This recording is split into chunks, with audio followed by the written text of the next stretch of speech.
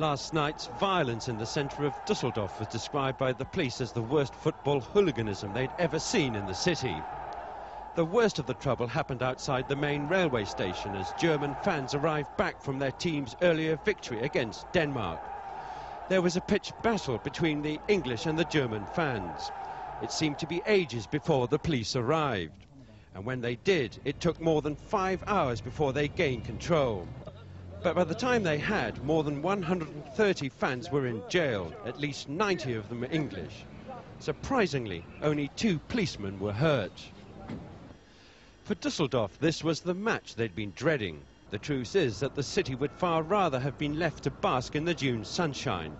Instead, it had to mount what was described as its biggest ever police operation.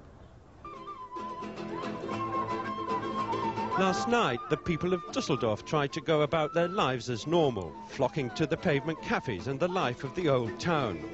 The atmosphere seemed calm and relaxed.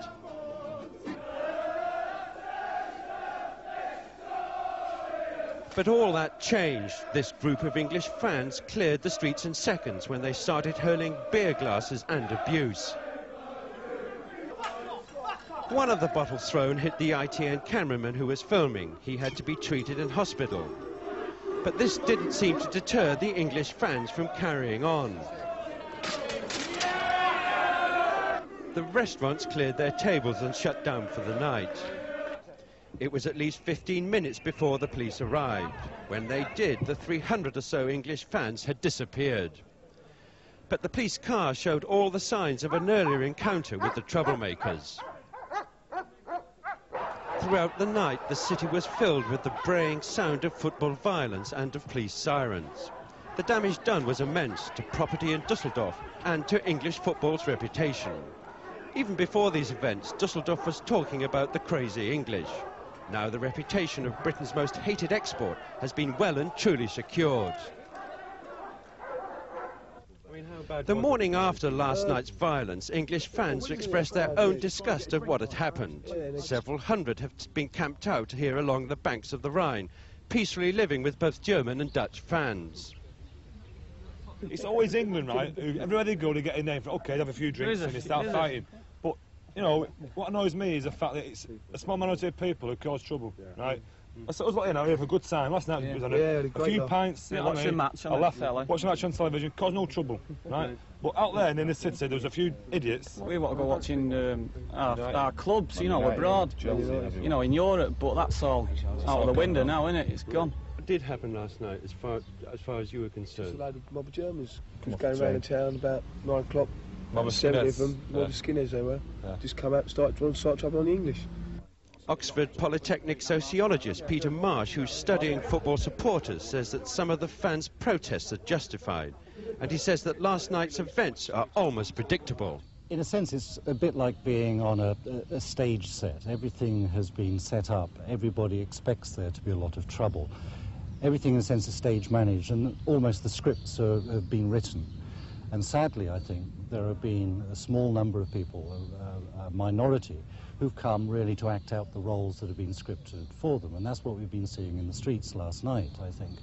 People expect hooligans to behave in this way, and they've arrived and they've obliged everybody by doing so.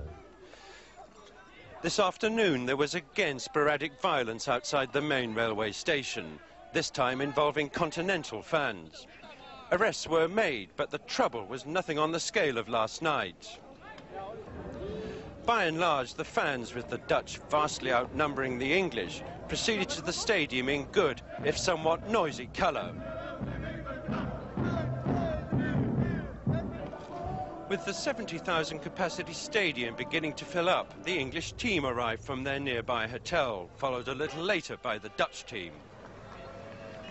And Sports Minister Colin Monaghan also arrived to watch the game, only to be tackled by English fans who fear England will be withdrawn from European football. Should have stayed away. Shouldn't have come in the first place. They shouldn't have come. You're not even a football fan, not so why you're That's absolutely nonsense. I've been out of Charlton for years.